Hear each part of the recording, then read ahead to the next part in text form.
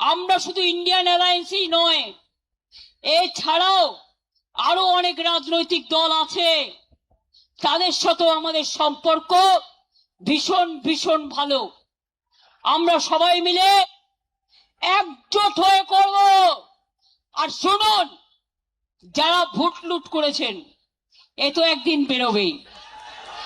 যারা EVM machine লুট করেছেন, এসআইয়ের নামে মানুষের ভোট কেটেছেন, এ তথ্য তো আপনারা পাবেনই।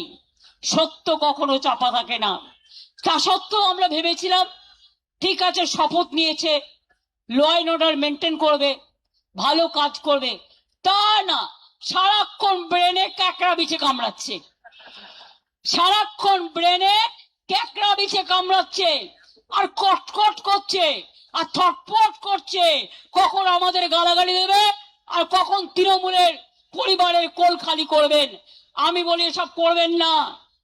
মুখ খুললে আপনি 10 বছরে তৃণমূলে থেকে কি করেছেন মুখোশ খুলে দেবো।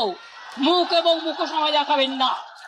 আর যতক্ষণ আপনাদের না হারাবো, আমি কণ্ঠরোধ করে দিলেও আমি ব্যাক আউট করব না, আপনাদের ব্ল্যাক আউট করব। 21শে জুলাইয়ের শহীদ স্মরণ সভা থেকে নাম না করেই মুখ্যমন্ত্রী শুভেন্দু অধিকারীকে তীব্র আক্রমণ করলেন তৃণমূল নেত্রী মমতা বন্দ্যোপাধ্যায়। তার অভিযোগ, রাজ্যে আইন শৃঙ্খলা রক্ষার বদলে রাজনৈতিক উদ্দেশ্য প্রণোদিতভাবে তৃণমূলের সংগঠনকে দুর্বল করার চেষ্টা চলছে। দল ভাঙার পর বাংলার রাজনীতিতে এবার এক ভিন্ন ও নজিরবিহীন 21শে জুলাই দেখল রাজ্যবাসী। একদিকে মেয়র রোডে আলাদা কর্মসূচি পালন করেছে ঋতব্রত বন্দ্যোপাধ্যায়ের নেতৃত্বাধীন শিবির, অন্যদিকে বিড়লা তারামণ্ডল চত্বরে সমাবেশ করেছে মমতা বন্দ্যোপাধ্যায়ের নেতৃত্বাধীন তৃণমূল কংগ্রেস। আর সেই মঞ্চ থেকেই রাজনৈতিক প্রতিপক্ষের পাশাপাশি দলছুট নেতাদের বিরুদ্ধে অত্যন্ত আক্রমণাত্মক মেজাজে ধরা দিলেন মমতা বন্দ্যোপাধ্যায়। একই সঙ্গে তার কটাক্ষের অন্যতম লক্ষ্য ছিলেন রাজ্যের মুখ্যমন্ত্রী শুভেন্দু অধিকারী। এখন একটা সরকার চলছে, লবডঙ্কা সরকার। একেবারে আমি বিজেপির মতো পার্টিকে আমি টলারেট করি না। কেন জানেন? দিল্লি থেকে কলকাতা মানুষ দেখেছেন বিজেপি বিদায় যাত্রা। ভয় না পেলে ভয় দেখাবে কাকে? কত ভয় দেখিয়েছো? কোলাঘাটে গুন্ডা দমন নেতা, নাম বলতে চাই না, রাত্রিবেলায় 12টা বাস দাঁড় করিয়ে রেখে ছেলে মেয়েদের মেরেছে, অন্ডালে মেরেছে, বর্ধমানে মেরেছে, বীরভূমে মেরেছে।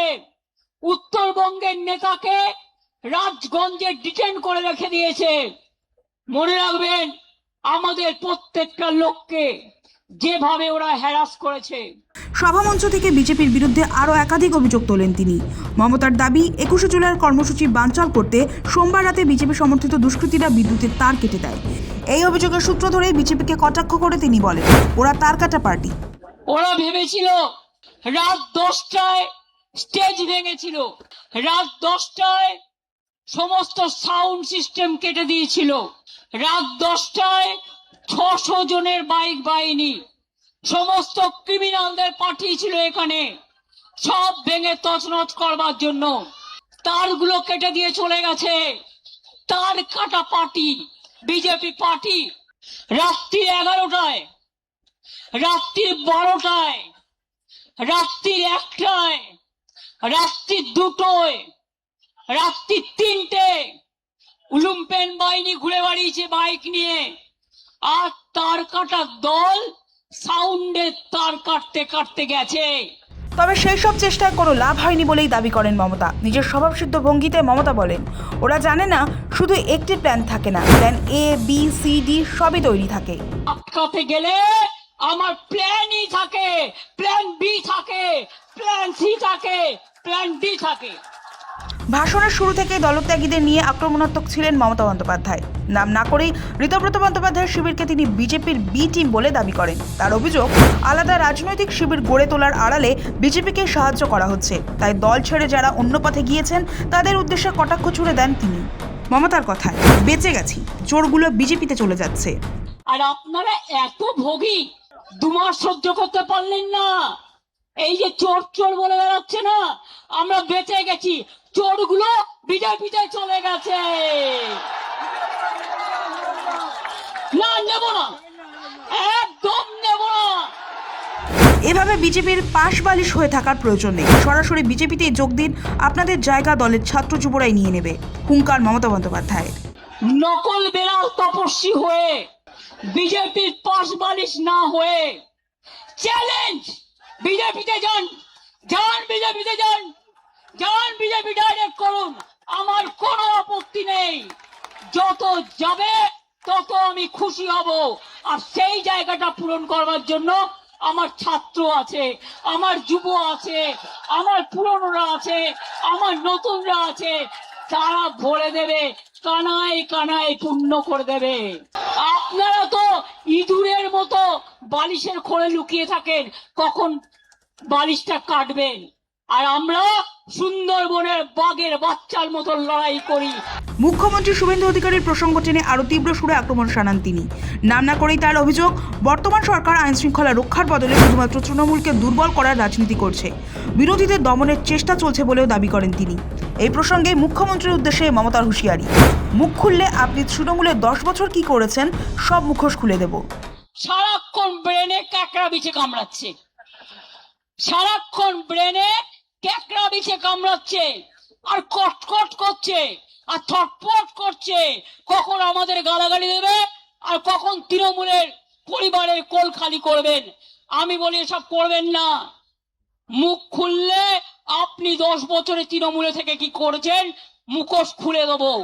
মুখ এবং মুখোশ আমায় দেখাবেন না। 21শে জুলাইয়ের মঞ্চে দাঁড়িয়ে মমতার এই মন্তব্য বেশ তাৎপর্যপূর্ণ, কারণ বিধানসভা নির্বাচনের ফল ঘোষণার প্রায় 2 মাস পরে শুভেন্দু অধিকারীকে শুভেচ্ছা জানাতে গিয়েও একই ইঙ্গিতপূর্ণ বার্তা দিয়েছিলেন তিনি।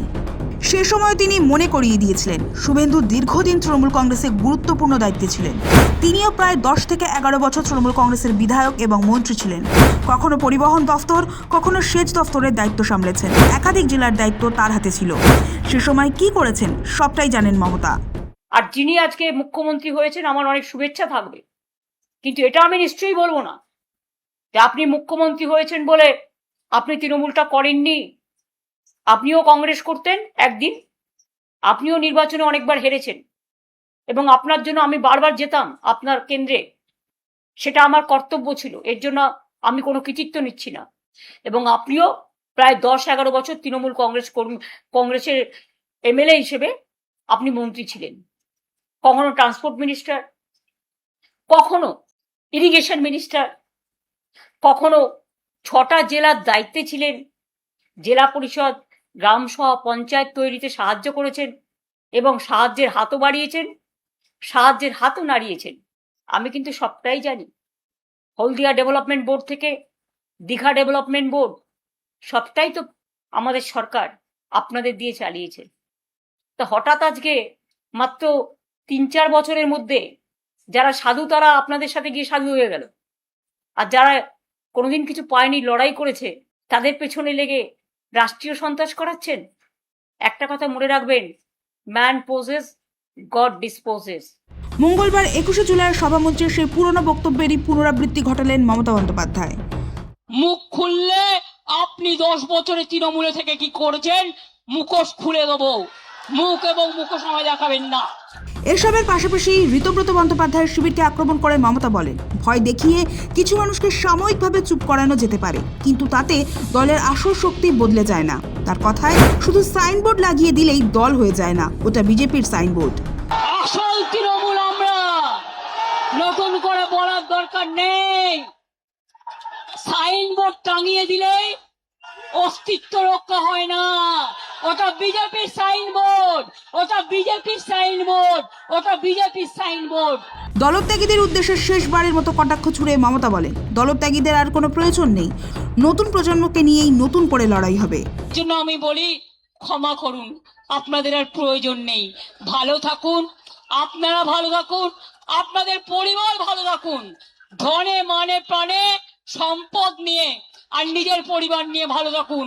আপনারা মানুষের পরিবার নয়, আপনারা তৃণমূল পরিবার নয়। দ্যাট ইজ দ্য রিয়েলিটি, এটা হচ্ছে বাস্তব। দল ভাঙার পর প্রথম 21শে জুলাইয়ের মঞ্চ থেকে মমতার এই ধারাবাহিক আক্রমণ যে আগামী দিনের রাজনৈতিক সংঘাতকে আরও তীব্র করে তুলল নিঃসন্দেহে। সৌভিক সান্যালের রিপোর্ট, সময় কলকাতা।